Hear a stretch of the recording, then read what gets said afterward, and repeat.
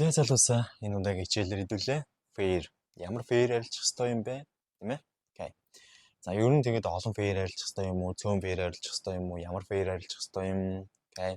За энэ болгонд хэдүүлээ энэ хичээлээр хариулт авнаа.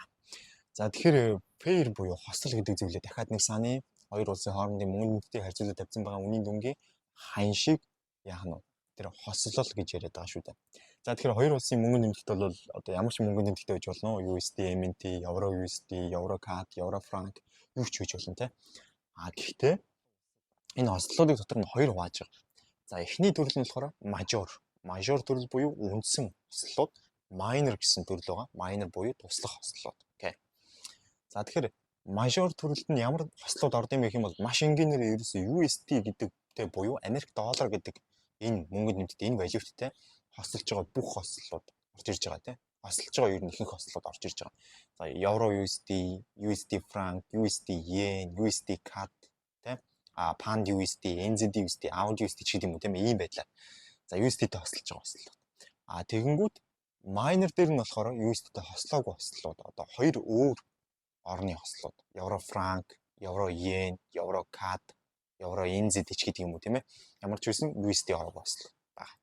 За яагаад major гэж яриад байна гэхээр major хослууд маань өөрсдөө хамгийн өндөр хөрвөх чадвартай, хамгийн хэмжээний одоо юу гэдгийг илүү савлгаан өндөртэй хөдөлгөөн хийдэг тийм арилжахад илүү хэлбэр их хэмжээний эрэлттэй байдаг хослууд байгаа байхгүй. Майнерууд нь бол тэрнээс арай жоохон бага гэсэн үг шүү дээ. За тэгмүүд exotic хослууд гэж бас байгаа. Exotic хослууд гэдэг нь бол бүр одоо юу гэдгийг амар сприттэй бүр арилжахад асар хүнд ер нь ашиг хийх бараг боломж байхгүй ч юм уу те амар хөдөлгөөтэй байдаг USD зар, USD NOK энэ төр шиг хослууд байгаа. Окей. За ийм хослуудыг exotic хослууд гэж ярьж байгаа. За тэгээд ер нь major, minor, exotic гэх гурав ачаад болох байхаа гэж бодож байна. Окей. За тэгвэл бид нар яг ямар хослол арилжах ёстой юм бэ? Ямар хослол бид нар арилжах ёстой вэ гэвэл аль болох spread багтай гэхдээ аль болох савлгаан өндөртэй хослууд. Савлгаан өндөртэй гэдгийг юу гэж тайлбарлах вэ гэхээр өдрийн range гэж байдаг. Тухайн хослолын өдөрт явах range гэж байгаа. Өдөрт явах range гэдэг маань тухайн хослол өдөрт нэг хэдэн пикс хөдөлгдөө гэсэн тийм их тодорхой хэмжээний range гэж байгаа. За тэр нь хамаагүй өндөр байгаа хослолуудыг бид нар арилжах ёстой. Яг гэх юм бол бид нар ингээд хүлээгээл байж болохгүй. Өдөрт ингээд бага range хөдөлдөг хослол дээр орчоод бид нар хол зам туулна гэдээ хүлээгээд байх юм бол тэр маань нэлийн олон хоног хүлээх шаардлагатай болчихно. Тийм учраас тэхгүй зөв маш хурдан хөдөлдөг савлгаан өндөртэй тийм хослолыг сонгох ёстой. За энэ дээр гэхэд жишээ нь бид нар Colin Blake-ийн хэлсэн үгийг яг бас давтаж хэлмээр санагдаж байна. Тэр маань юу вэ гэх юм бол Colin Blake гэдэг арилжаач байдаг шүү дээ, тийм. Одоо нэг арилжаагаар $500,000 хийсэн, нэлээд мундаг арилжаач байгаа. За тэр Colin Blake гэдэг арилжаач юу хэлсэн байдаг вэ гэвэл та муу арилжаач биш байж магадгүй. Зүгээр л та буруу хослоо сонгосон байж магадгүй гэж. Тэр ерөнхийдөө Colin Blake хэлэхдээ USD, Yen, AUD USD энэ төр арилждаг байхдаа хийдэг байсан арилжаагаараа $50,000 чуа хийдэг байсан те. Gold руу орж ирээд 100,000-ыг маш амархан хийдэг болсон. Nasdaq руу орж ирээд 200 ба түүнээс дээш $1,000-ыг маш амархан хийдэг болсон. Тэгэхээр таны сонгож байгаа хослол өөрөө ямар байна гэдгээс шалтгаалаад таны арилжааны үзүүлэлтэнд нөлөөлөх маш өндөр магадлалтай байдаг. За тийм учраас хослолоо зөв сонгох ёстой. За тэгээ хослолыг сонгохдоо бол ер нь таны арилжж байгаа цагтай бас их холбоотой байдаг л да. За жишээ нь та Аз дээр арилжж гин үү, эсвэл та одоо юу гэдэг юм Лондон дээр арилжж гин, Лондон дээр арилжж гин үү, Нью-Йорк дээр арилжж гин үү гэдэг. Тэгэхээр эднэрийг яриад ирэх юм бол яг нөгөө бид нар одоогийн байдлаар season гэдэг зүйлийг үзээгүй байгаа учраас ойлгохгүй юм магадгүй. Гэхдээ үзчих учраас би энийг тайлбарлаад өгчээ. Тэгэхээр таны арилжааны цаг чинь маш чухал. Та аль арилжааны season дээр арилжж гин гэдгээс шалтгаалаад аль болох тухайн season-тэйгээ холбоотой ойрхон хослолыг сонгох тусмаа тухайн хослолчийн илүү өндөр хэмжээний реакт үзүүлж илүү их өндөр хэмжээний савлгаа харуулах магадлалтай байдаг аа. За жишээ нь одоо Нью-Йорк дээр арилж байгаа USD-тэй хослол бол маш өндөр савлгаатай байдаг шүү дээ. За ийм байна. За түүнээс гадна одоо тухайн таны сонгоод байгаа хослолч нь өөрөө за тухайн одоо season-тэй холбоотой байгаас гадна тухайн season хоёр season хоорондоо overlap үе гэж байдаг. Overlap үе дээр бас холбоотой байвал зүгээр байдаг шүү. Гэхдээ бас season гэдэг зүйлийг ойлгоогүй байгаа учраас хэдүүлээ энийг ингээд орхиё. За тэгэхээр хослолоо зөв сонгох хэрэгтэй юм байна. За тэгвэл ямар хослолууд дээр арилжуул зүгээр байдаг вэ? За миний хувьд бол яг зөвлөх хослолууд гэх юм бол за яг Pound Yen байгаа, USD Yen байгаа. За тэгээ USD бүгд л ослууд байгаа да. За тэгээд алт байгаа. Gold, ounce байгаа. Окей. За эдгээрийг бол хамгийн түрүүнд арилжахыг зөвлөдөг. Гэхдээ хамгийн харилцаалагддаг хослол гэх юм бол евро USD байдаг шүү. Окей.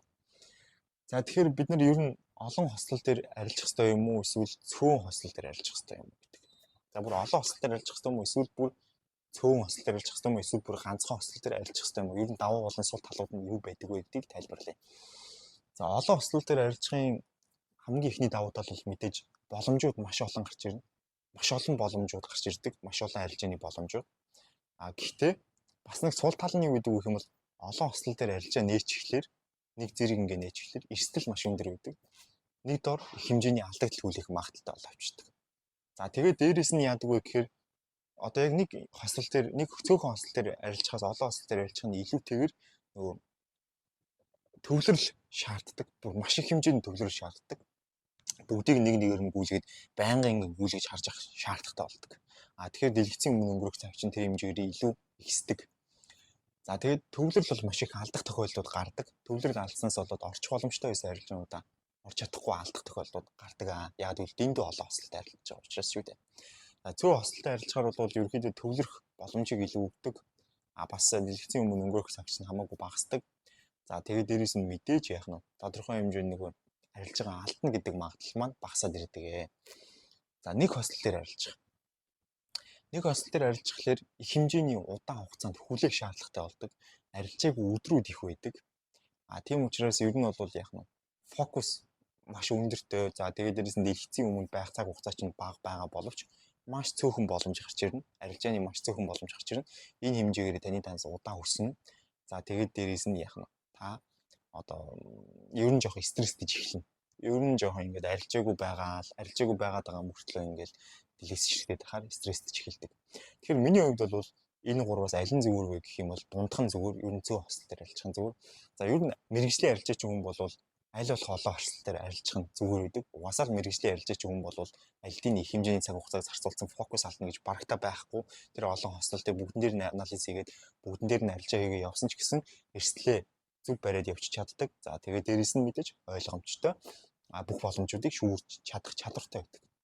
Хэрвээ та сонирхогч буюу beginner төвчний арилжаач байгаа тохиолдолд цөөн эсвэл нэг хослол дээр арилжах нь зүйтэй. Яагаад гэвэл энэ нь танд илүү их хэмжээгээр мэдлэгээ одоо тийм ээ баталгаажуулах, илүү хэмжээний зүйлс сурах, за цагийг чинь танд олгож өгдөг байгаа.